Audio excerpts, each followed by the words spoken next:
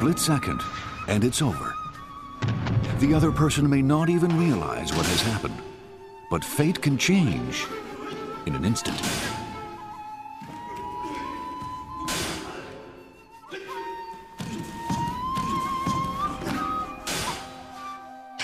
Even after losing a sword in battle, not all is lost.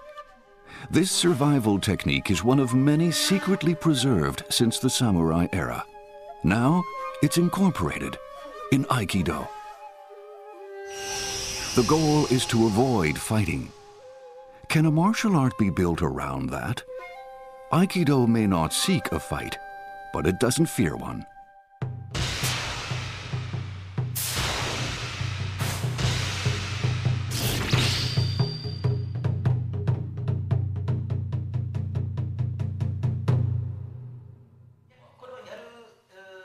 Our samurai spirit navigator, Nicholas Pettis, looked a bit out of sorts when he found out that the next episode would be on Aikido.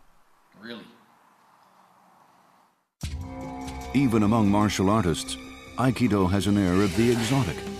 Graceful, even elegant techniques send opponents flying. Some see Aikido as closer to magic than a martial art.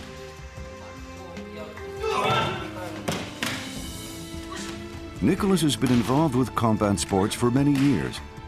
He's among the skeptics.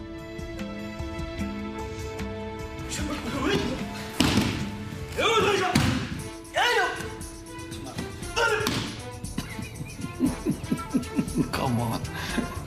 No way. これ蹴ってくださいな。こうやってこの足がですね。No way. There's no way he can do that. There's no way that this is real. Whoa, look at that. These guys are flying all over the place. Look at that guy. Well, I guess I'm going to go and try and find out if this is really going to happen or not. Watching a video clip on Aikido only strengthened his doubts. He decided to dispatch his students on an intelligence-gathering mission. Though they've been practicing martial arts for many years, neither of them had any experience with Aikido. One is a black belt in karate. The other is a professional mixed martial artist. The only limitation placed on their expedition is avoid injury. Other than that, anything goes.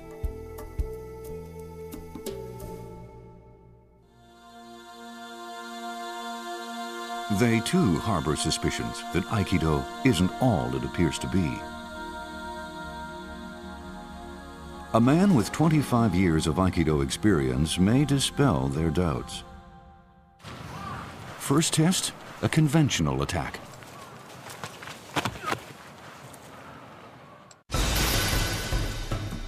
A collar grab and an attempted push, but the 80-kilogram adversary is pinned in 2 seconds.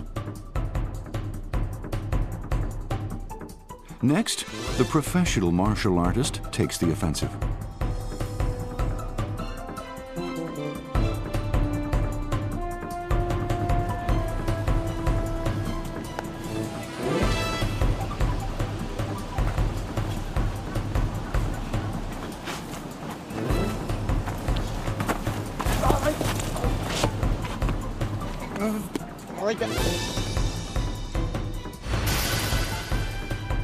He was about to deliver a kick while protecting himself with punches. But the Aikido expert quickly read his move and avoided the leg. In a flash, he sent the adversary flying.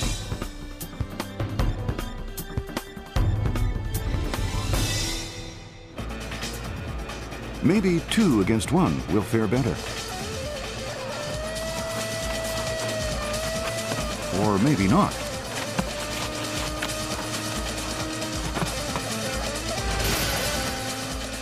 The Aikido man captures the martial artist who launched a punching attack. Then he used that man's body to shield himself against a simultaneous attack. One by one, the challengers are defeated. In fact, they tried several times, but still ended up on the losing end. 独特の動きっていうか、こっちがこう出てく時とか、そういうところにも本当瞬間的に合わせられるっていうか、技をかけられた時とか崩されててバランスが取れてないんで、何されるんだろうっていうのは一瞬思っちゃって。自分が何されてるか分かんないんですけど、はっと気づいたらもうなんか動けなくなって、しかも腕が痛いし、硬いものを相手にしてるっていうよりも何にもないものを相手にしてるような感じというか、戦ってる感じではないんですね。戦うというわけじゃないんですけど、なんか自分が組み伏せられてると。It doesn't seem real, so people suspect it isn't. In 1962, United States Senator Robert F. Kennedy visited an Aikido dojo during a trip to Japan. Kennedy began to have suspicions over a diminutive Aikido man throwing big students around left and right.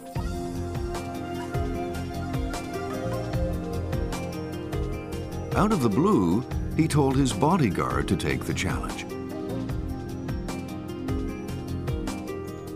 The bodyguard tried to hold the man down with all of his might, but things didn't go as he expected.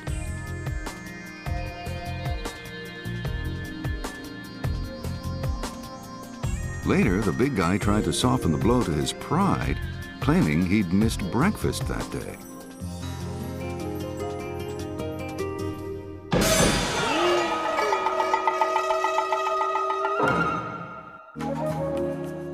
Samurai fighting techniques often survived only by person-to-person transmission within families.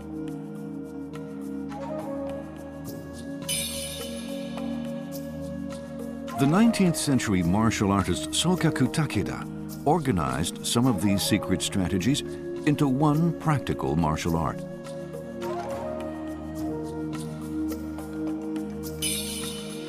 A student of Sokaku, Morihei Ueshiba, harmonized Japanese philosophy from old times with the fighting techniques Sokaku had collected.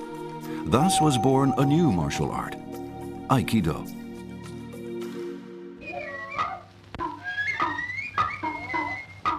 Ueshiba was 73 years old when this news film was taken.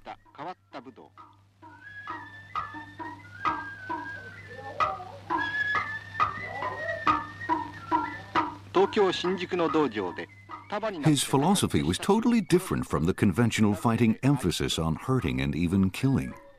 Punches and kicks, swords and arrows, all such things were weapons of warfare. Ueshiba's approach was to redirect the attacker's force, to use it against him, breaking his spirit.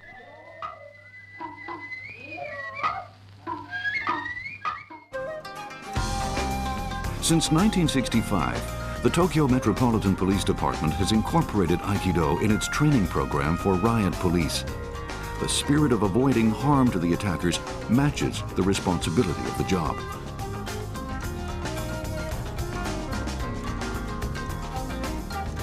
Somewhat later, the force began requiring all female police officers to take Aikido lessons. In that way, they learned techniques to take on much larger men, making efficient use of their own capabilities. Aikido has come to be known as one of Japan's signature martial arts. More than 1 million people practice it in Japan. Many styles with various approaches coexist. Despite their differences, they share an essential outlook. Avoid conflict and never attack first. That philosophy is what sets Aikido apart. Nicholas Pettis, the professional fighter known as the Blue-Eyed Samurai, is intent on dispelling the image of Aikido or assimilating its secrets. He was 18 when he came to Japan to enter the Kyokushin School of Karate. He went on to win the European Championship and numerous other titles. Overwhelming power and highly developed skill have served him well so far. This time, though, he's faced with a fight in which the opponent doesn't really fight back.